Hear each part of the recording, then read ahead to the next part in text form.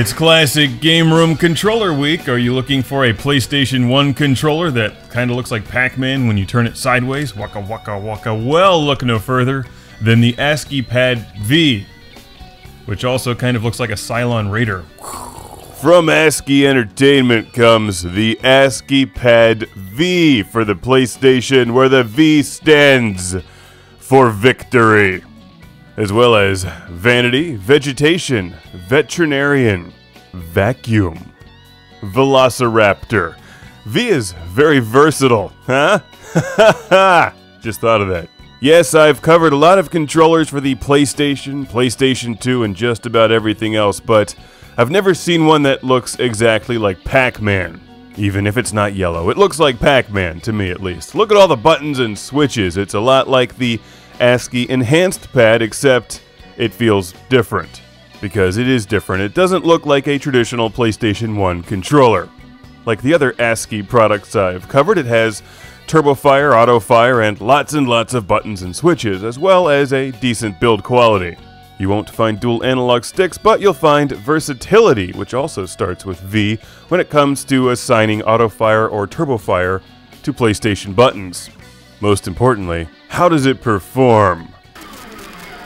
You see my hands fit into the mouth of Pac-Man, just like so. Oh, this was recorded in the old Space Station studio when we were suffering from sunspots. So we'll just eliminate that audio track, although really it's the sun that should pay.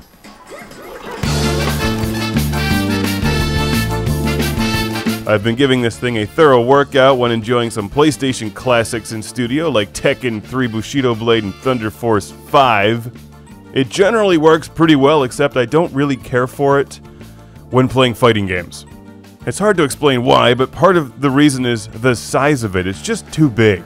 And the design and placement of those front buttons, you know, the L1, L2, whatnot, those are kind of weird and hard to get at during battle. So it's not an ideal fighting game controller, but it works surprisingly well for spaceship shooters like Thunder Force 5. Thunder Force 5.